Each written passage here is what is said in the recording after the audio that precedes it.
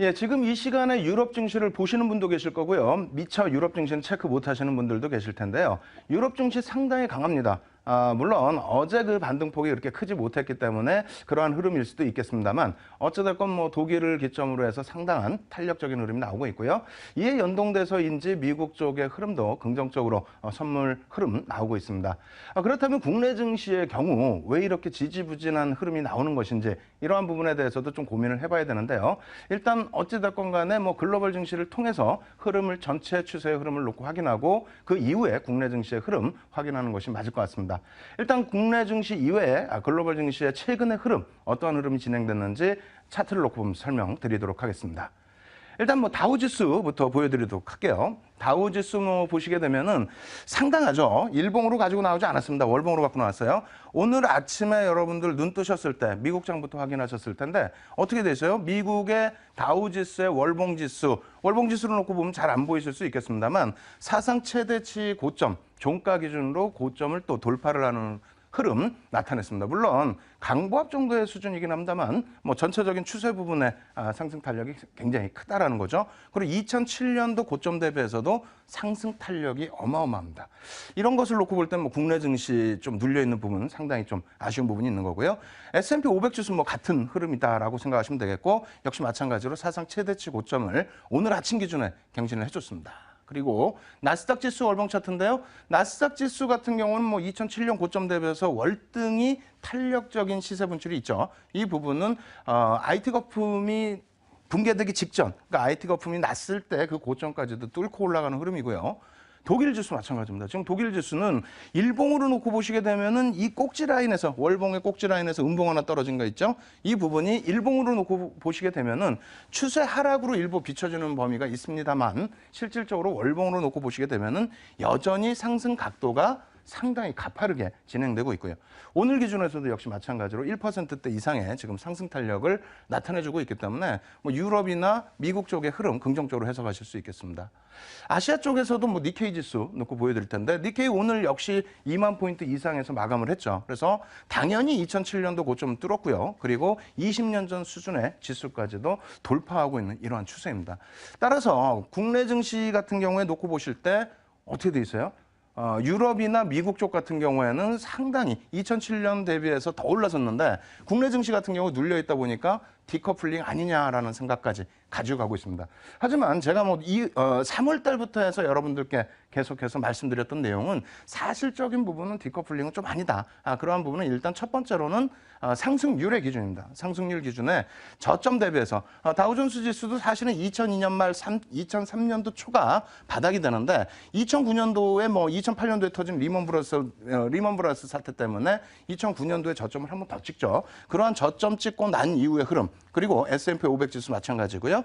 독일도 마찬가지입니다. 2003년 기준에 우리와 같은 지점에서의 저점. 그리고 니케이 같은 경우는 뭐 2008년 기준이 되는데 어찌됐든 이 저점 대비해서의 그 2015년도 현재의 종가 기준, 뭐 미국 증시나 유럽은 오늘 아침 종가 되겠고요. 그리고 니케이와 우리나라는 뭐 오늘 오후장 마감이 되겠습니다. 상승률 기준으로 놓고 보실 때 나스닥 같은 경우 아까 차트 놓고 보신 것처럼 어마어마합니다. 357%의 기준인데 애플의 효과가 있었다는 부분이고요. 독일 같은 경우에도 뭐 실질적으로 유로존이 지금 어렵다고는 하지만은 실질적인 흐름은 굉장히 강도 있게 나온다는 거죠. 여기에 뭐 영국이 빠져 있습니다만 영국 같은 경우에도 어찌 되었던 금리를 인상하겠다 할 정도로 지금 경기 개선폭의 흐름은 굉장히 긍정적입니다. 니케이 역시 마찬가지죠. 아베노믹스 부분 어찌 보면 망할 수도 있다라는 표현을 했습니다만 결과적으로는 지금 굉장히 탄력적인 시세가 나오고 있습니다. 국내 증시 부분도 마찬가지예요. 사실은 2007년도 고점 대비해서 지금 올라간 폭이 제한적이긴 합니다만 글로벌 증시 중에서 가장 먼저 2007년도 고점을 돌파한 것은 2011년도에 우리나라 증시가 되죠. 그 이후에 2013년도에 글로벌 증시가 고점을 돌파하는 거고요. 우리나라 2년 쉬었기 때문에 이제부터는 좀 움직임을 줄 수 있다. 그래서 이제 고점 대비해서의 그 흐름도 좀 놓고 보셔야 되는데 디커플링은 사실상 저점 기준으로 놓고 봤을 때는 조금 아닌 것 같다라고 말씀을 드리겠고 그리고 2007년 이후의 흐름에서는 뭐 보시는 것처럼 디커플링 상태가 맞긴 합니다. 어느 부분이냐면 코스피 지수가 1.7% 상승해요. 2007년도 2085포인트 대비해서. 그리고 2011년도 뭐 2250포인트, 60포인트 이런 기준으로 놓고 본다면 사실상 국내 증시는 최고 고점 대비해서는 여태 마이너스권에 형성이 되어 있습니다. 그에 반해서 이제 뭐 다우지수라든가 나스닥이라든가 뭐 독일이라든가 또 니케이 같은 경우. 그래서 가장 무겁다고 할 수 있는 다우지수를 놓고 기준을 잡는다고 할지라도 다우지수의 약 뭐 30%대의 상승률. 그럼 우리나라의 그 고점 2200포인트, 2250포인트의 기준을 30%더 추가 상승할 수 있다라고 한다면 사실 3000포인트까지도 크게 부담스럽지 않습니다. 독일을 기준으로 놓고 본다면 뭐 3500포인트 이상을 올라서더라도 이상할 게 없는 그런 시장입니다. 다만 수급 부분이 어떻게 되어 있습니까? 수급 부분 굉장히 이제 꼬여져 있는 부분이 전체적으로 수급을 놓고 봤을 때 연기금과 그리고 외국인들의 경우 쌍끌이 매수세가 최근에 들어오고 있죠. 그 앞전에 2007년도까지의 상승 랠리는 어떻게 됐습니까? 우리들 개인 투자자분들 때문에 투신권에서의 매수가 굉장히 집중됐다는 거고요. 플러스로 이제 그 연기금 쪽에 일부 매수가 있었고요. 그리고 그 이후에 흐름에서 외국인들이 2008년 리먼 브라더스 사태 이후에 2009년부터 해서 아주 강력한 매수세, 그것을 바탕으로 해서 1000포인트 미만에서부터 다시 2000포인트 수준까지 올라섰던 겁니다. 거기에 추가적인 상승을 주질 않고 멈춰있던 부분이 지금 현재 어때요? 굉장히 강도 있게 외국인들 매수세 들어오죠. 이번 달 들어서도 마찬가지예요. 지수 부분이 4월 28일 이후 외국인들의 매수 강도가 약해진 이후 지수가 눌려져 있다 보니까 많은 분들이 뭐 개인들이 매수하는 장이다 혹은 기관들이 투매하는 장이다 뭐 이런 식의 표현까지 나타내고 있습니다만 그렇지 않습니다. 외국인들 기조, 매수 기조, 계속 유입되고 있고요. 그리고 5월 기준에서 순매수 기조가 굉장히 크죠. 물론 착시 현상이 있어요. 신세계와 이마트에 가지고 있던 삼성생명의 지분을 블록딜한 부분에 대해서 착시 현상은 있습니다만 그것을 빼고라도 외국인들의 매수 기조는 지속되고 있습니다. 그렇다면 외국인과 연기금이 끌어주는 장세 긍정적으로 해석을 하시더라도 무난하다 이렇게 말씀드리겠고요. 그리고 이 정도 말씀드리면 한 가지 이제 또 우려하시는 부분이 변동성에 대한 확대입니다. 그런 이유가 어떤 게 있습니까? 6월 중순에 상한가와 하한가의 15% 제한폭을 30%로 확대하겠다. 이 내용 때문에 변동성에 대한 우려감 가지고 가시는데 오늘 짧게나마 변동성에 대해서 말씀을 드리고요. 그리고 이 방송 끝나자마자 교육방송을 통해서 변동성에 대해서 좀 자세히 설명을 드리도록 하겠습니다. 먼저 이제 차트 놓고 보면서 설명을 드릴 텐데 미국 쪽입니다. 시카고 선물 옵션 거래소의 기준이 되겠죠. 거기서 사용하는 변동성, 그러니까 S&P 500 지수 옵션에 대한 변동성의 기준입니다. 일반적으로 이제 그 빅스 일봉 차트 놓고 보여드리는데 빅스라고도 하고 공포지수 차트라고도 표현을 하는데요. 이 부분을 갖고 나온 부분은 정확히 잘 보시면은요. 지금 빅스의 일봉 기준에서 변동성이 위로 갈수록 이 위에 건데요. 위로 갈수록 또 밑으로 내려올수록 어떻게 됩니까? 시장의 흐름은 반대 방향으로 움직이는 듯한 흐름이 나와 있어요. 그러다 보니까 변동성이 극대화돼 있을 때 시장은 조정을 한다. 다시 얘기해서 공포지수가 확대되면, 변동성이 확대되면은 시장이 고점을 형성하고 조정을 받는다. 이러한 우려감 때문에 이제 변동성 확대에 대해서 굉장히 공포감을 갖고 있는 것이 사실입니다. 여기에 주봉 차트로 놓고 보시면은 사실은 조금은 변동성에 대해서는 다시 이해할 수 있는 부분이 있는데 저쪽 바닥에서부터 쭉 올라서는 과정 속에서 주봉상의 변동성 어떻게 됩니까? 계속해서 변동성이 높아졌다, 낮아졌다, 높아졌다, 낮아졌다 하죠. 그렇다면 시세 부분이 고점 높아졌을 때 대비해서 S&P 500 지수도 깨져 내려가는 것이 저점까지 더 깨고 내려가는 그러한 흐름도 있어야 되는데 그렇지는 않다라는 겁니다. 이 부분에 대해서는 이제 뭐 우리나라 그 차트도 놓고 보면서 다시 설명을 해드릴 텐데요. 우리나라 같은 경우에는 V-코스피라고 이제 표현을 합니다. 그래서 V-코스피 기준에서의 일중 변동성, 코스피 200 옵션 시장의 변동성을 기준으로 설정하고 이 변동성의 기준은 이제 30거래일입니다. 30일, 한 달을 기준으로 놓고 보는데 일단 그 일봉 차트에서는 역시 비슷한 흐름, 그러니까 역방향이죠. V-코스피의 변동성이 확대될 때 시장은 바닥을 찍는 모습이 나타나고요. 주봉으로 놓고 보실 때에도 뭐 역방향성의 흐름을 나타내는 것처럼 인식이 되는데 이 부분에 대해서 이제 화면을 보면서 제가 얼굴을 보면서 여러분들 눈 보면서 설명을 한번 드려볼게요.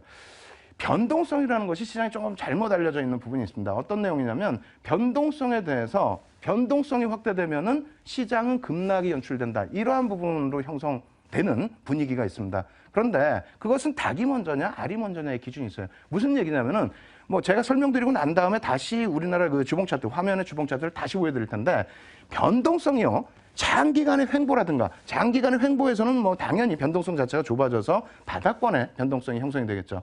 그러한 변동성이 확대가 되면서 시장은 강력한 상승이 나오는 겁니다. 종목도 마찬가지예요. 바닥으로 향해 미끄러져 내려갈 때 변동성이 확대됐다가 급락이 나올 때 변동성이 확대됐다가 뭐 V장 반등도 있습니다만 일반적으로 바닥을 다진 이유, 그러니까 변동성 자체가 축소된 이후에 그 다음부터 반등 탄력이 강해진다는 거죠. 다시 얘기해서 지금 다시 주봉 차트, 우리나라의 주봉 차트와 코스피의 주봉 차트 같이 놓고 보면서 설명을 드릴 텐데 지금 변동성 놓고 보시면은요, 어떻게 돼 있습니까? 어찌됐건 간에 저 끝에서부터 진행돼 왔을 때 지금의 변동성은 바닥 변동성으로 형성이 돼 있다는 겁니다.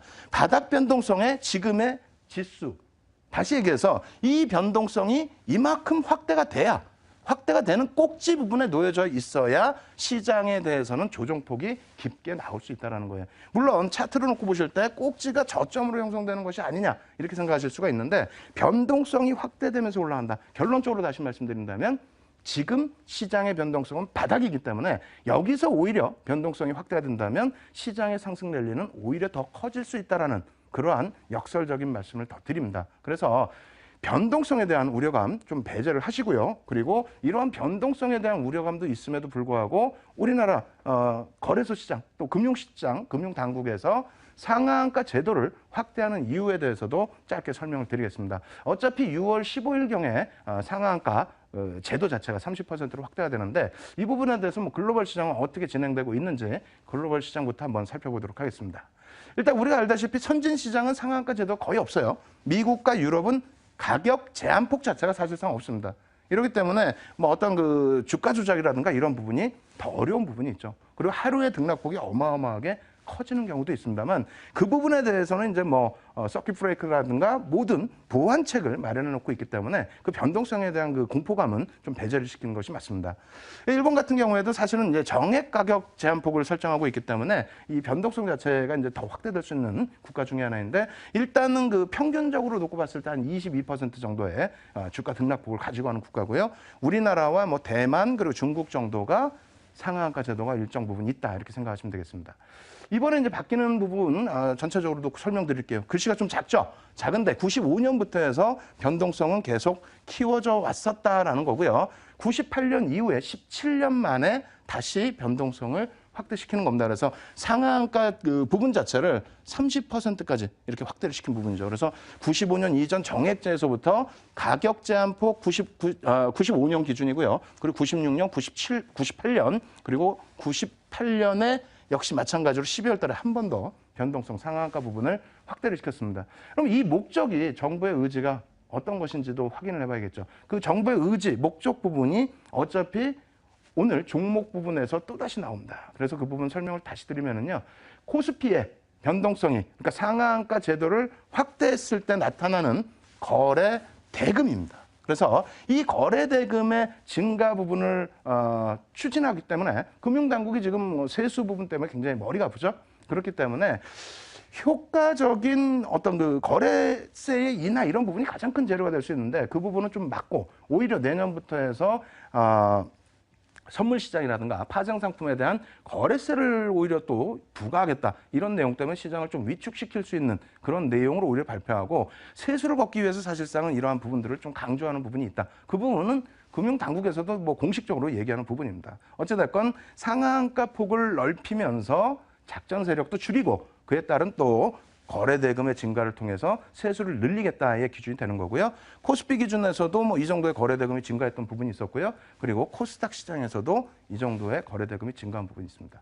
결론적으로 다시 쭉 설명을 드리고 그렇다면은 뭐 어떤 업종, 어떤 종목을 놓고 봐야 되는지를 설명을 드릴 텐데 자, 첫 번째 잘 생각해 보세요. 글로벌 증시가 어떻다고요? 미국 증시가 사상 최대치 고점을 뚫었습니다. 일본도 마찬가지로 2만 포인트 이상으로 올려놓고 오늘 마감을 했어요. 그런데 그 부분에 대해서 국내 증시 제한적이죠. 그러다 보니까 미국 증시 강보합으로 끝나지 않았냐 이렇게 생각하실 수도 있는데 유럽 쪽도 지금 상당히 강도 있는 상승 탄력이 나오고 있다는 겁니다. 그래서 국내 증시의 경우에도 외국인의 매수세가 최근 들어서 다시 살아나는 기조이기 때문에 그것과 함께 연기금까지도 매수세가 다시 살아나 준다면은 충분하게 시장 지수 이끌 수 있는 그러한 위치에 놓여져 있다는 것 염두에 두시고요. 그리고 일부 이제 변동성에 대해서 우려하시는 분들, 뭐 신용이라든가 이런 부분도 있겠지만은 상한가 폭의 확대에 대해서 좀 우려가 깊어지시는 분들도 그 부분은 크게 우려하실 필요 없다라는 부분을 설명드린 겁니다. 마지막으로 그에 따라서 그럼 이러한 시장 상황에서 어떠한 업종을 놓고 봐야 되느냐 이렇게 생각하시는 분들이 계시는데 지난번에도 말씀드렸다시피 첫 번째는 사실상은 전기전자 업종입니다. 시가총액 비중 23%의 비중이기 때문에 삼성전자가 오늘 오래간만에 반등이 나오면서 지수의 약 4포인트 정도를 견인했죠. 그러니까 삼성전자가 지수를 견인해주고 그에 따른 시장에 랠리가 나오고 그에 따른 종목군들의 랠리가 이어져야만 오히려 여러분들의 수익률이 더 편안하게 나올 수 있다 이렇게 말씀을 드리겠고요. 그 부분 말고 그 이외의 것들, 그러니까 변동성이 확대되면 어떻게 하느냐라는 질문 주셨을 때 지난주에 언급드린 종목이 있죠. 종목을 한번 놓고 보면서 설명을 드려보도록 하겠습니다. 지난주에 쭉 설명드리면서 이렇게 말씀드렸어요. 이 종목은 왜라는 부분에 있어서 보험주와 금융지주사 놓고 보라고 말씀드렸잖아요. 이 부분이 이 종목입니다. 이 종목인데 삼성생명이에요. 시가총액 20조입니다. 시가총액 20조짜리 종목을 제가 이 상태에서 언급드렸다고 해서 주가가 날아가거나 그러진 않겠죠. 근데 이 삼성생명을 말씀드렸던 이유는 채권 금리에 대한 불확실성, 다시 얘기해서 금융시장에 있어서 어찌됐건 금리 인상은 뭐 기정사실화되어 있는 상황이잖아요. 이렇게 된다면은 글로벌 시장에서도 벌써 자금 투자가 금융주들 쪽으로 집중되고 있습니다. 그렇다면 지금 우리나라 증시 다음 달에 또 변동성 확대에 대한 우려감 이러한 부분이 있다면 지금 금융주들 어떻게 생각하십니까? 굉장히 무겁다고 생각하시죠? 그 무거운 종목에 대한 편입, 그 기준에서 안정적인 추세적인 상승 부분을 가져가셔도 무난하다라는 겁니다. 그래서 금융주들 또 말씀드리면은 무거워 생각하시는데요. 예전 범위 말씀드릴게요. 2004년 6월부터 2006년 6월까지 뭐가 있었다고요? 미국의 금리 인상이 지속적으로 나타났던 시점이죠.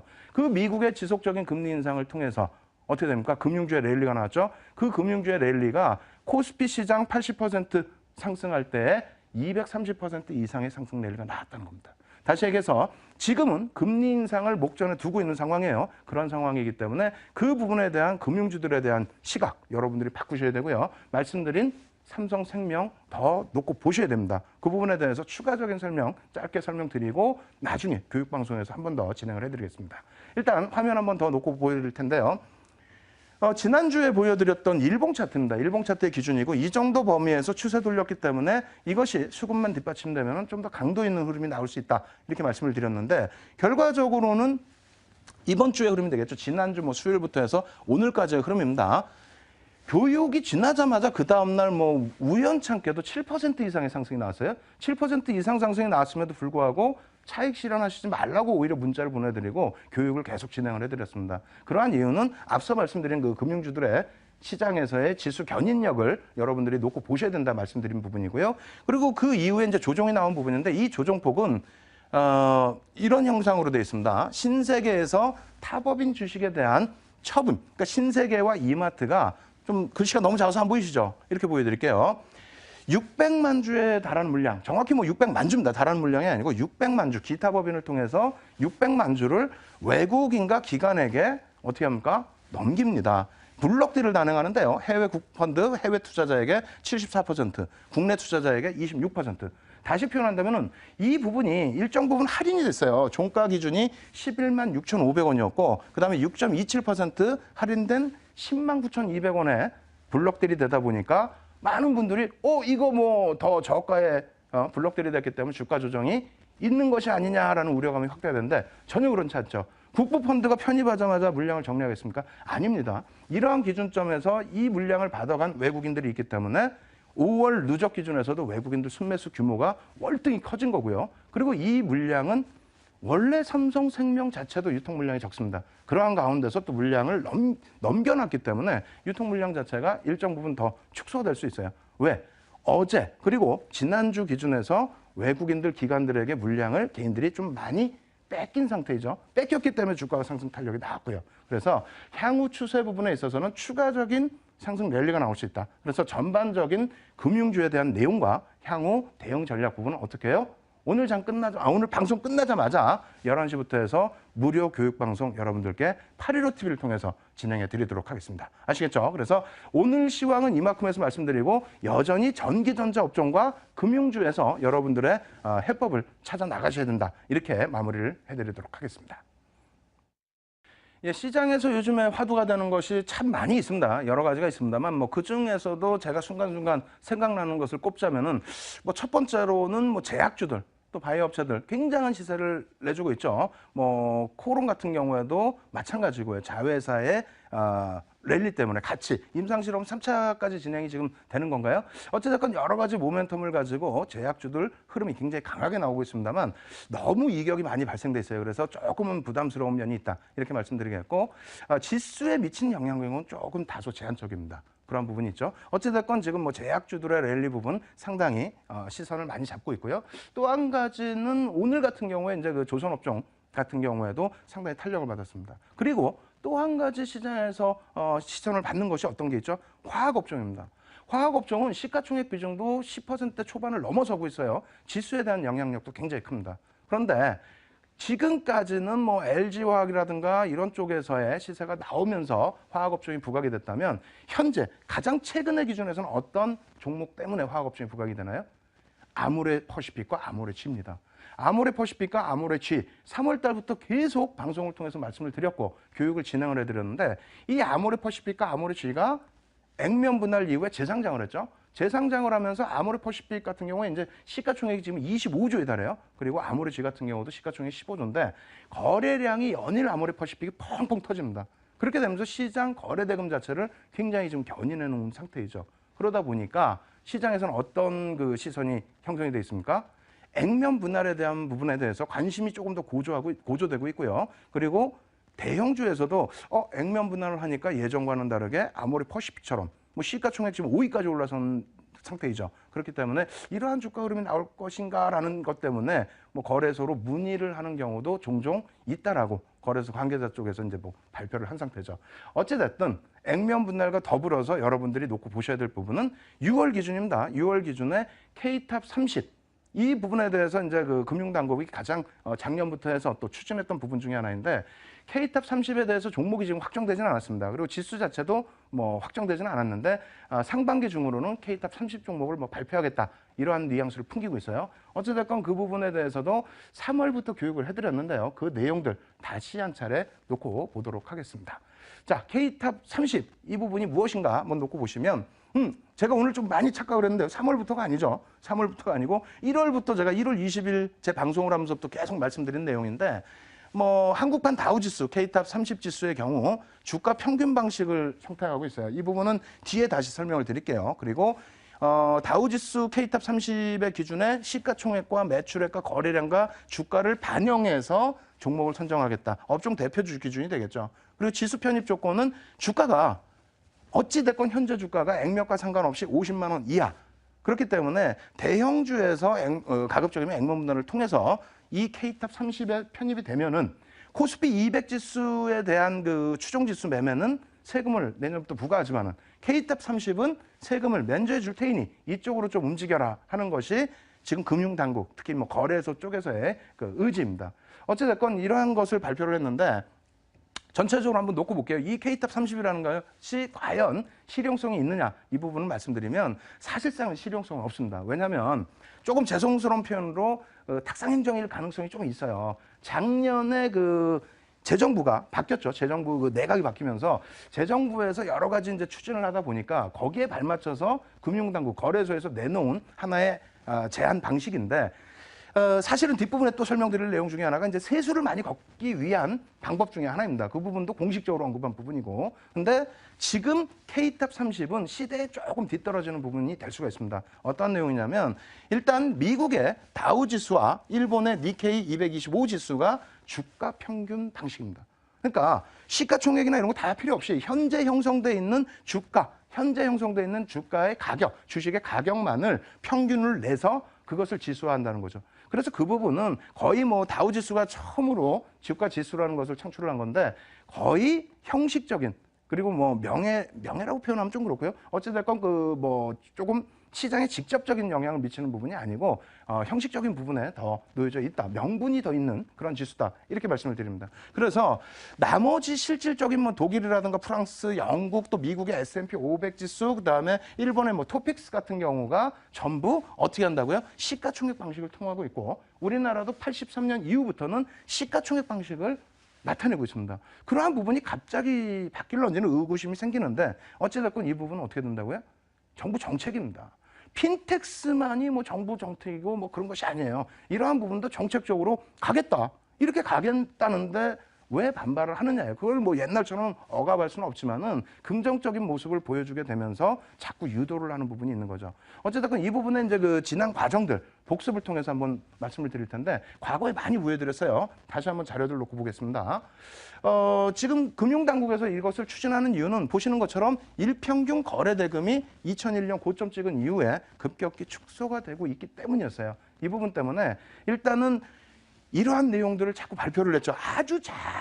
굉장히 많은 분량의 보도자료를 내놨습니다. 뭐 뉴스에서는 뭐 조금만 나왔지만은 보도자료 내용 놓고 보면 굉장히 많은 내용들이 있어요. 그래서 이 부분들 나중에 뭐 역시 또 교육방송 통해서 뭐 설명을 추가적으로 드리겠습니다만 쭉 한번 훑어보세요. 어떤 내용이냐면 큰 제목만 보시면 고가주들이 지금 형성돼 있는 것이 뭐 개인들의 매매가 축소돼 있고 거래대금도 뭐 축소돼 있고 뭐 이런 내용입니다. 그래서 가급적이면 액면 분할을 해야 된다. 초고가주들이 시장에 미치는 영향력이 뭐 부정적이다. 뭐 이런 내용으로 좀 해석을 하실 수 있겠고요. 그리고 연도별 액면 분할 현황 자체도 점진적으로 줄어들고 있다. 이 부분은 액면 분할을 활성화해서 뭐 좋게 표현한다면 부의 재분배 이러한 효과를 가져가 보자 하는 것이 금융당국의 얘기고 이 보도자료 부분 이런 것도 굉장히 아주 연구기관에서 아주 자세히 해놨습니다. 액면 분할 여러분들이 혹시 모르실까 봐 이런 내용까지도 아주 친절하게 해놨고 마찬가지로 효과 부분 그리고 실질적인 계산 부분, 액면 분할을 했을 때 이러한 효과가 있을 수 있다. 근데 결론적으로는 사실 이러한 효과가 별로 없어요. 실질적으로는 뭐 미국의 이런 예도 보여주고 했습니다만 미국은 액면 분할이 없어요. 액면이 없습니다. 주식 분할의 기준이고요. 미국과는 조금 차이가 있겠죠. 어찌됐건 결론적으로 뭐 이런 내용까지 또 포함되어 있어요. 뭐 글씨가 작아서 좀 안 보이시겠지만은 세수 부분입니다. 삼성전자가 액면 분할을 했을 때 거래량과 거래대금이 펑 터지고 그렇게 되면은 결과적으로는 세수 증가가 있다. 이 부분이 전체 보도자료 또 연구 용역 기관에서의 자료로 나와 있는 내용입니다. 뭐 우리가 이제 그 뉴스 내용에서는 이거 자세히 못 보셨겠지만은 이러한 내용을 바탕으로 해서 진행을 했는데 결론적으로는 기업들이 액면 분할 꺼렸어요. 실질적으로 지금까지 뭐 보도자료 같은 경우에는 뭐 긍정적인 효과가 있었다라고 쭉 표현을 해놨지만 실질적으로 먼 기간을 놓고 봤을 때는 기업의 펀더멘털이 바뀌는 게 없지 않습니까? 그러다 보니까 액면 분할 자체를 좀 꺼려 있었다라는 부분을 설명을 드리겠고요. 결론적으로 이렇게 해서 시장에서는 관심도가 떨어졌었기 때문에 주요 그룹, 그 주요 종목에서는 액분을 안 했죠. 안 하고 아모레지와 아모레퍼시픽만 했는데 그쪽이 지금 어떻게 됐습니까? 엄청난 시세 탄력이 나왔습니다. 지금 뭐 거래량 부분도 놓고 보시면은요. 거래 대금이에요. 사실상 이 거래량을 잘못 표현해놨는데 5월 맨 끝에 있는 5월이 막대기가 벌써 굉장히 많이 올라와 있습니다. 그 부분은 뭐냐면 4월, 3월 계속 거래 대금이 증가를 했었고 아모레지와 아모레퍼시픽 특히 아모레퍼시픽이 시가총액 25조짜리가 거래 대금이 월등하게 거래량이 증가하면서 거래 대금이 월등하게 폭발적으로 나오다 보니까 시장 전체의 효과가 굉장히 긍정적으로 개선되더라는 거죠. 이러한 부분이 이제 뭐 금융 당국도 좋은 결과를 얻어낸 거고 그리고 주변 개인 투자자분들도 관심도가 높아진 거고 주변 그 기업들도 관심이 높아진 겁니다. 어찌됐건 이러한 흐름에서 이제 아모레지, 아모레퍼시픽은 어떻게 흘러갔는지 한번 살펴보도록 하겠습니다.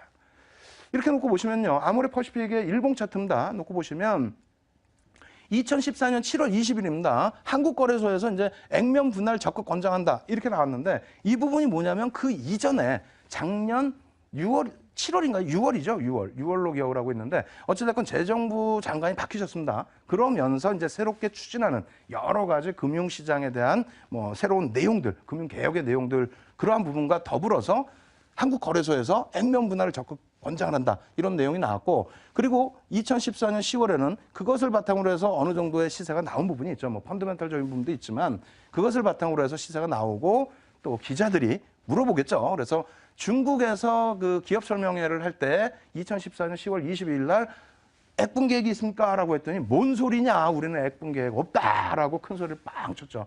그러면서 주가가 어떻게 됩니까? 이렇게 보면은 별로 조정받은 것 같지 않습니다만 실질적으로는 조정이 좀 많이 나왔었어요. 그러다가 1월 달에 다시 언급을 합니다. 다시 거래소에서 뭐 K탑 30도 발표를 하고요. 연말에 뭐 발표를 하고 그렇게 되면서 액분에 대한 조금 강도 있는 내용을 얘기하다 보니까 어떻게 돼요? 시장에서의 관심이 다시 증가했고 그리고 나서 시세 탄력은 상당하게 나온 겁니다. 어마어마하게 시세 탄력이 나왔죠. 이렇게 되면서 거래 정지 액분 때문에 이제 거래 정지가 일부 됐었는데 그렇게 된 이후에 추가적인 상승 랠리가 아모레퍼시픽도 굉장히 강하게 나왔고 아모레 같은 경우는 오늘 장중 기준에서는 뭐 거의 50%에 달하는 그러한 재상장 이후에 상승 랠리가 나오다 보니까 어떻게 되겠어요? 이러한 흐름 속에서 전부 관심을 갖겠죠. 거기에 아모레퍼시픽과 아모레G를 합산을 하면은 시가총액이 40조입니다. 40조면은요, 지금 1,300조 기준을 놓고 봤을 때 3%의 비중이 돼요. 이 종목이 장중에 뭐 5%만 움직이더라도 어떻게 됩니까? 지수를 3포인트를 연연한다는 얘기입니다. 조금 왜곡된 부분이 있긴 합니다만 어찌됐건 이러한 시세가 나오다 보니까 시장 관심이 증가했고요. 지금 내용이 굉장히 많아요. 그냥 빨리 넘어갈게요. 빨리. 내용이 뒷부분도 또 있는데 보시면은 24일 날, 2월 24일 날부터 해서 액면 분할 관련해서 내용을 말씀드렸고요. 이 부분에 대해서 다시 정리한 내용은 뭐 이런 내용들이 있습니다. 이거는 뭐 중요한 내용이 아니니까 뒷부분에 다시 설명을 드릴게요. 그리고 실질적인 펀더멘탈 부분에 대해서도 많은 내용이 있죠. 뭐 채널별 매출이라든가 또 면세점에 대한 중국인들의 매출, 그리고 세계 글로벌 시장에서의 아모레퍼시픽의 위치, 그리고 또 어떻게 됐습니까? 실적 부분, 중국 쪽의 실적 부분이 어떻게 또 형성돼 있나, 그리고 분기별 실적은 어떻게 돼 있는지 이러한 부분, 그리고 현재 기준에서도 아모레퍼시픽과 아모레G의 실적은 어떻게 나왔습니까? 어마어마하게 좋게 나왔어요. 어마어마하게 좋게 나왔는데 사실은 그 부분에 대한 그 내용이 전부 지금 시세에 답은 될 수 없다. 왜? 성장성을 너무 부각을 시켰죠. 실질적으로는 수급 부분인데 그 수급은 뒤에서 다시 따져드리겠습니다. 어찌됐건 뭐 아모레퍼시픽과 아모레G의 실적은 굉장히 좋게 나왔고요. 그리고 그것을 바탕으로인지는 몰라도 2월 24일 이후에 지속적인 상승 랠리 지속이 됐습니다. 거기에 교육을 또 해드렸죠. 캔들 교육을 또 했습니다. 우리가 3월 17일 날 캔들 교육을 통해서 아모레퍼시픽 같은 경우는 어떻게 돼 있어요? 샛별형의 기준으로 말씀을 드렸죠. 그렇게 되면서 매수 구간이 이렇게 형성이 될 수 있다. 그리고 손절 구간, 그리고 상승률 이렇게 해서 3월 17일 말씀드리고 추가적인 기준, 액면 분할 이후까지 놓고 봐야 된다라고 말씀드렸어요. 왜? 정부 정책이니까. 그죠? 그렇게 해서 뭐 이러한 흐름이 나왔는데 아모레G도 마찬가지입니다. 아모레G도 보시면은 그림이 좀 작습니다만 상승 잉태 확인형이 나온 이후의 흐름입니다. 이러한 흐름을 어찌됐건 교육을 통해서 여러분들이 잡아내셔야 되는데 이렇게만 놓고 보시면 야 이거 뭐 다 지나간 거에 대한 얘기를 왜 하느냐. 아니에요. 전략 부분도 앞으로 더 남아있고 어떤 종목을 공략할지를 또 공부하셔야 되겠죠. 이렇게 놓고 보시면 31일 날, 3월 31일 날 이 내용을 보여드렸어요. 누적 수급 내용인데 수급 보시면은요. 아모레퍼시픽 같은 경우 어떻게 되어 있습니까? 검은 색깔이 개인입니다. 최근 들어서 개인에게 물량이 조금 더 떠넘겨지고 있어요. 무리할 수준은 아닙니다. 유통 물량 자체가 작아요. 그리고 초록 색깔 놓고 보시면 이 초록 색깔이 연기금입니다. 연기금의 수급이 일정 부분 유입이 되면서 아모레퍼시픽도 견인한 부분이 분명히 있습니다. 이것을 아모레G로 놓고 보시면은 더 황당한 일이 있습니다. 어떤 일이냐면 몇 번을 보여드렸어요. 지난주에도 아마 보여드렸던 것 같은데 2주 전인가요? 보여드렸던 것 같은데 자 놓고 보시면은요. 파란 색깔 외국인도 매도. 그죠? 그리고 개인들이 최근 들어서 일부 매수. 그리고 기간은 어떻게 됩니까? 저쪽에서부터는 매도가 나오고 있는데 초록 색깔이 연기금입니다. 연기금만 죽어라고 매수를 하고 있습니다. 연기금만 죽어라고 매수를 하면서 연기금이 주가를 견인했다 놓고 보시더라도 좀 이상할 건 없습니다. 좀 제가 한쪽 방향으로 치우쳐서 설명드린 부분도 있긴 합니다만 어찌됐건 수급을 놓고 봤을 때는 아무도 안 사는데 연기금만 산 그런 모습이 돼버렸죠. 다시 정리를 해드린다면 정책적인 부분이 일정 부분이 있다. 그리고 K탑 30을 가겠다는데 액분을 통해서 거래대금을 유발시키고 그렇게 해서 세수도 확보를 하고 그리고 부해자 분배라는 표현도 할 수가 있는데 왜 안 쫓아오냐는 거죠. 그렇게 된다면 제가 판단할 때 아모레G와 아모레퍼시픽의 향후의 흐름은 급등락의 흐름보다도 점진적인 안정 추세의 흐름 그리고 주가 하락이 연출될 가능성은 제한적이라고 봅니다. 왜냐하면 K탑 30에 편입이 돼야 될 거고요. K탑 30에 편입이 되기 위해서 액분을 했는데 정부 정책에 쫓아갔는데 정부 정책을 쫓아간 종목이 오히려 조정이 나온다면은 물론 바닥 대비 상승률은 어마어마합니다만 큰 폭의 조정이 나온다면은 쫓아할 기업도 없어질 거고 개인들의 원망도 발생될 수 있겠죠. 어찌됐건 뭐 펀더멘탈도 좋고요. 추세도 좋고 또 수급 부분도 긍정적으로 기대를 해볼 수 있기 때문에 이러한 부분은 점진적인 추세 부분에 기대감을 가지고 갈 수 있다. 다만 무리한 추격 매수는 좀 자제하셔야 되겠고요. 수급 부분 조금 더 확인을 해드리면 이 부분도 뭐 요 개인 추정치만 말씀드릴게요. 10% 미만입니다. 개인 부분이 8.31% 정도의 추정치. 요즘 개인들에게 물량이 아모레퍼시픽 같은 경우 떠넘겨진 부분이 있는데 F분 이후죠. 의미 없는 물량이에요. 1% 뭐 그 미만 그 정도 수준이기 때문에 수급에 대한 부담 요인은 없다. 이렇게 설명드리겠고 아모레 G 같은 경우는 더 심하죠. 지금 개인들이 갖고 있는 물량이 연기금 쪽하고 기간 추정치까지 합산을 하면은 개인들이 한 4% 정도 수준뿐이 안 되는 것으로 저는 추정을 하고 있습니다. 그렇기 때문에 최근 들어서 물량이 떠넘겨진다 할지라도 이 수급 부분의 추세 부분의 흐름은 점진적인 상승. 기대 수익률을 너무 높이지만 않으신다면은 크게 부담이 없다라고 말씀드리겠고요. 다만 아모레퍼시픽 같은 경우는 K탑 30에 들어가기 위해서는 50만 원을 또 넘기면 안 되겠죠. 50만 원 미만의 종목만 편입을 하겠다라고 일단은 기본적인 틀을 만들어놨기 때문에 일단은 만약에 아모레퍼시픽과 아모레 G를 놓고 보신다면은 아모레 G 쪽에 관심도를 조금 더 가져가실 수 있겠고요. 이 부분의 자세한 설명은 앞서 말씀드린 것처럼 11시 방송 끝난 이후에 여러분들께 교육방송 815TV를 통해서 교육방송을 통해서 다시 한번 자세히 설명을 드리겠습니다. 그래서 뭐 지난주에 말씀드린 뭐 삼성생명이라든가 이런 종목군들 또 발굴해서 말씀드려야 될 거고 또 아모레퍼시픽, 아모레 G, 제2의 이런 종목군들도 여러분들께 분명하게 말씀을 드려야 될 거 아닙니까? 그래서 교육방송 꼭 참여하셔서 이런 수익률이 이러한 종목 발굴하는 것이 뭐 15조, 25조짜리에서의 수익률이 결코 무리된 부분은 아니다. 이렇게 설명을 드립니다. 그래서 뭐 뒷부분에 아모레 G와 아모레 퍼시픽 내용이 더 있고 어떤 종목을 봐야 되는지는 짧게 쭉 훑어내려가면서 설명을 드리겠습니다. 자, 다시 화면 보시면요. K탑 30 예상 종목이에요. 여기서도 이제 그 옥석 가리기 하셔야 되겠죠? 이 정도로 나와 있고요. 그리고 뭐 다른 IBK 뭐 투자증권 쪽에서도 이러한 예상치가 나와 있는데 이 부분에 대해서 옥석 가리기도 진행을 해드릴게요. 그리고 연기금. 연기금이 이렇게 해서 종목에 대해서 긍정적인 시각을 가져가면 시세가 나올 수 있다? 그럼 연기금의 그 증감률은 조금 축소되어 있습니다만 금액 비중 계속 확대가 되고 있죠. 금융시장 전체입니다. 이 부분이 2014년 대비 2015년도 기준 22조 정도 더 들어올 수 있어요. 근데 이 부분에 있어서도 또 국내 주식 부분에 있어서 전략적인 부분과 전술적인 부분에 있어서 자산 배분을 조금 더 확대할 수도 있고 축소할 수도 있죠. 금액적으로 말씀드린다면은 최대폭 49조까지도 들어올 수 있다는 겁니다. 그렇기 때문에 긍정적인 시각에서 놓고 보실 수 있겠고요. 그렇다면은 이 부분도 어떻게 놓고 보셔야 돼요?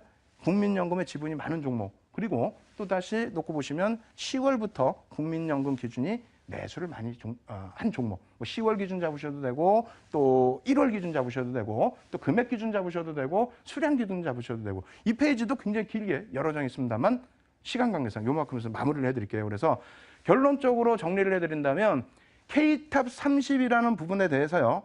6월 달 상반기에 전체적으로 다시 거래소에서 발표를 할 가능성이 높습니다. 그래서 어떤 식으로 종목을 편입하겠다.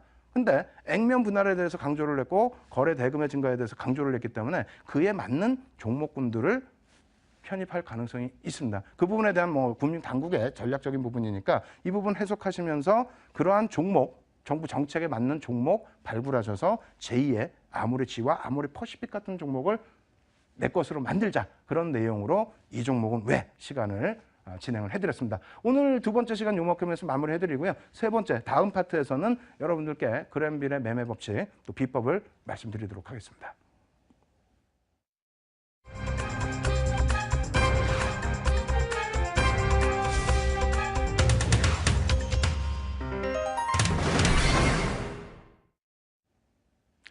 시황도 길어져 버리고 그다음에 이 종목은 왜도 길어져 버렸는데 어쨌든 그 내용들이 업종도 놓고 봐야 되는 부분도 있고 또 시장에서 관심이 되는 종목군도 놓고 봐야 되는 부분이 있기 때문에 좀 길어졌습니다.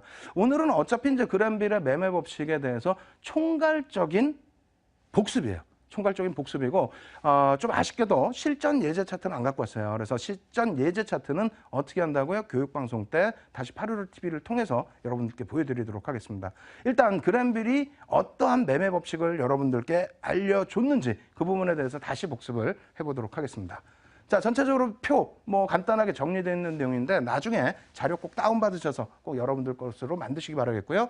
주가와 이동평균선, 현재 주가와 이동평균선, 뭐 5일선, 11선, 21선, 61선, 121선 쭉 있겠죠. 그 부분에 대한 관계 분석입니다. 주가가 여기 있고 이동평균선이 밑에 있을 때 혹은 위에 있을 때 이 주가가 향후에 어떻게 될까? 그 부분에 대한 이론이고요. 해석에 대한 이론. 그리고 주가와 이동평균선의 회귀와 관성법칙. 그러니까 한번 추세가 형성되면은 계속 그 방향으로 나가려는 추세의 관성의 법칙이 있고요. 그렇게 되고 났을 때 다시 이평선 쪽으로 주가가 회귀하려는 회귀 법칙이 있습니다. 이 두 가지를 적절하게 조화를 이루어낸 그러한 법칙이다. 이렇게 놓고 보시면 되겠고, 예전에는요, 예전에 뭐 그랜빌이 이 법칙을 이제 법칙이라기보다는 이 통상적인 흐름을 연구해낸 부분은 200거래일 선의 이동평균선, 200일선 이동평균선을 기준으로 해서 어떻게 해요? 전체 모든 종이에 막대 그래프 그려서 그것을 연결을 해서 고안을 해낸 방법입니다. 지금은 최근에는 뭐 20거래일선 기준으로 많이 하고 있고요. 더 짧거나 혹은 조금 더 늘려서 활용하는 경우도 있습니다만, 일단 그 교과서적인 내용에서는 대부분이 20거래일선을 기준으로 잡고 있습니다. 저 역시도 20거래일선을 기준으로 잡고 있고요. 매수 4가지, 매도 4가지, 총 8가지인데 이 부분만 완전하게 좀 이해를 하시면 이평선에 대한 모든 것은 다 이해하시게 됩니다. 그래서 그랜빌의 매수, 매도 사법칙을 오늘 빠르게 진행하면서 설명을 드리겠습니다만, 여러분들이 딱 한 가지만 이해하시면 돼요. 어떤 거냐면 이평선의 추세 부분에 있어서의 기울기. 이 이평선이 기울기가 어떻게 됐느냐에 따라서 전략을 잡아나간다. 그래서 기울기에 따른 전략이기 때문에 그 부분만 이해하신다면 나머지 부분은 어려운 게 없다. 그리고 실전 예제는 보여드리지 않지만 교과서적인 예제 부분하고 그리고 저희가 직접 제가 그린 예제 부분이 있습니다. 그 부분에 대해서도 왜 그런지만 이해를 하신다면 그랜빌의 매매 법칙을 전부 여러분들 것으로 소화하실 수 있다. 이렇게 말씀드리겠습니다. 자, 첫 번째 부분 그랜빌의 매매 법칙의 매도 1법칙입니다. 좀 빨리 진행을 해드릴게요. 매도 법칙이나 매수 법칙은 반대급부에서 놓고 보시면 되는데, 이동평균선이 상승 후에 평행 혹은 하락을 했을 때, 그러니까 쭉 주가 상승 랠리가 나오다 평행하다 하락했을 때 주가가 그 밑으로 하향 이탈이 되면, 그렇다면은 매도다. 다시 얘기해서 이런 부분이 되는데, 이건 그림이 조금은 왜곡된 부분이 있다라는 거죠. 그래서 다시 정상적으로 그린 그림 보여드립니다. 이 부분이 왜 정상적이고 왜곡됐는지 그런 부분 나중에 다시 복습을 통해서 확인하시고요. 주가 부분이 이평선이 주가가 상승 랠리가 나오면서 이평선이 쭉 따라 올라오겠죠. 올라오다가 횡보 국면, 주가가 옆으로 뉘어지거나 혹은 이평선 밑으로 조정이 나오는 국면에서 당연히 이평선이 뉘어질 겁니다. 뉘어지는데 여기 보시면은 횡보 내지는 기본 전제 법칙이 뭐예요? 횡보 내지는 하락 추세에 놓여져 있을 때, 다시 얘기해서 여기가 이평선이 상승 추세에 놓여져 있는 이런 구간에 놓여져 있는 조정이라면은 이럴 때는 일단은 매도의 관점이 아닙니다. 물론 매도했다가 다시 돌릴 때 매수를 할 수 있겠습니다만, 기본적인 전제는 기울기가 상승 추세로 유지가 되고 있을 때는 매도의 기준이 아닙니다. 오히려 기울기가 한번 밑으로 내려왔다가 다시 회귀됐지만 뻗어 올라가지 못하고 다시 밀릴 때에는 어떻게 됩니까? 이때 내려온 주가의 흐름이 있기 때문에 기울기가 밑으로 하향이 되겠죠. 이럴 때 주가가 밀려 내려간다면 이것은 추세가 무너졌다라고 해석하는 겁니다. 아시겠어요? 그래서 기울기 부분을 무조건적으로 이해를 하셔야 된다는 부분을 다시 강조를 드립니다. 매도 2 법칙 같은 경우에는 추세 하락이 지속되는데 이동평균선을 제한적으로 상향 돌파하는 경우입니다. 이 부분도 똑같아요. 이렇게 놓고 보면 이게 제한적입니까? 이게 교과서적인 내용이라고 나온 그림이에요. 근데 이거 무시하십시오. 이렇게 따지면 여러분들이 단 한 종목도 실전에서 못 찾아냅니다. 실질적으로 이렇게 되겠죠? 주가가 이평선이 초록색 선인데 주가가 밀려 내려오다 보니까 이평선이 하향이 됐어요. 계속 하향됐습니다. 근데 주가가 일시적인 반등을 제한적인 반등, 요만큼의 반등을 한다는 거예요. 무슨 얘기냐면은 주가 반등이 가파라지면 어떻게 됩니까? 이렇게 가파라진다면은 반등이 가파라진다면 이평선이 따라 올라와요. 따라 올라오는데 거기다 대고 매도를 하면 되겠습니까? 아니죠. 안 되겠죠. 그래서 이평선이 돌려질 정도가 아니라 꺾여 내려가는 추세가 그대로 유지되는 수준. 여기서 다시 이평선이 제한적으로 반등 나왔다가 밑으로 꺾여져 내려오면 매도라는 기준의 설명인 겁니다. 아시겠죠? 그리고 세 번째 부분도 똑같아요. 추세 하락 지속되고 이평선이 상향 돌파조차도 못하는 경우. 그런 경우에 매도다. 그림을 이렇게 그려놨어요. 이렇게 그려놓으면 되겠습니까? 이따구로 그려놓으면 안 되겠죠. 주가가 여기서부터 이렇게 가고 있는데 어떻게 이평선이 떨어져 내려와요? 22평선이. 이건 말이 안 되는 그림입니다. 그래서 수정을 해놨어요. 이평선이 저 위에서부터 주가도 밀려 내려오고 이평선도 밀립니다. 그런데 반등이 나오는데도 중간중간에 이평선조차도 뚫지를 못하는 흐름. 이럴 때는 매도를 하고 정리를 해야 된다는 법칙입니다. 그리고 네 번째가 추세 상승이 지속되고 있는데 이평선을 상해 돌파한 이후에 추가 급등이 나왔을 경우, 그러니까 이격이 급격히 발생됐을 경우, 그러니까 여기서 이렇게 흐름을 가져가다가 이 그림도 좀 그래. 너무 이제 깊이 조정폭을 줬는데 이 정도 그림이 되겠죠. 다시 보시면은 뭐 이렇게 깊이 조정 나오면 이게 어떻게 상향이 되고 있어요? 말이 안 되는 그림이지. 이걸로 예제를 찾으니까 예제가 안 나오는 겁니다. 실전에서. 이 정도 그림을 놓고 보셔야 되는데 이평선이 요 기준에서 뭐 움직임을 어찌됐건 가지고 가다가 이평선 위로 주가가 올라섰죠. 올라서면서 이평선 계속 추가 상승이 나오는데 여기서 주가가 갑자기 급등이 나온 경우 이렇게 해서 이격이 굉장히 이평선과 주가의 거리가 멀어질 경우 저럴 때에는 단기적인 고점 형성이 될 수 있으니까 차익 실현을 해라 이 얘기입니다. 매수 법칙도 빠르게 진행해 드릴게요. 매수 법칙도 똑같은 내용이에요. 보시면은 첫 번째 게 가장 중요한 건데 하락 후 보합 상승 국면에서 이동평균선을 상향 돌파할 때 여기서 중요한 부분은 뭐냐면 이 그림도 잘못됐다는 겁니다. 아니 어떻게 여기서 바로 상향 이게 이평선이 어떻게 보합 내지는 상향이라고 그랬잖아요. 주가가 계속 밑에 있었는데 어떻게 이평선이 보합이 되고 상향이 됩니까? 말이 안 되죠. 그림을 정확히 보신다면 이거예요. 한번 올라왔다가 내려간 부분이 있어야 이 평균 주가 때문에 주가 때문에 이평선이 틀어지거나 평행이거나 틀어지죠. 위로 올라가죠. 이럴 때 재차 뚫고 올라가면 여기서 매수라는 겁니다. 앞부분에 분명히 말씀드렸잖아요. 이거 매수라고 그랬어요? 매도라고 그랬잖아요. 오히려 기울기가 밑에 있으니까. 그래서 결론적으로 기울기만을 여러분들이 좀 강조 드리는 부분이 기울기만을 놓고 보자. 기울기가 상향될 때 매수, 기울기가 하향될 때 매도. 그래서 매수 이 법칙도 매도 법칙과 똑같습니다. 이 그림 잘못된 거고요. 저희가 다시 그려드리는 그림은 제한적인 추세 상승 부분에서 제한적인 이탈일 때는 이럴 때는 재매수가 가능하다. 상승 추세이니까 그 말씀 드리는 거고 마찬가지입니다. 이 그림 잘못됐어요. 주가 저기인데 어떻게 이평선이 이렇게 올라와요? 자, 이렇게 그려드려야 맞겠죠? 이평선 안 깨고 흘러가는 이러한 추세, 이러한 부분에서의 상승. 그리고 이제 그 매수 부분은 조금 이렇게 그려놨는데 실질적으로 이 정도 되겠습니다. 급락 이후에 이평선으로 회귀하는 범위에서의 매수. 이렇게 해서 이제 그 그램빌의 사법칙까지, 매수 사법칙까지 말씀을 드렸는데 이러한 부분들 이제 여러분들이 실전 차트를 분명히 놓고 보셔야 돼요.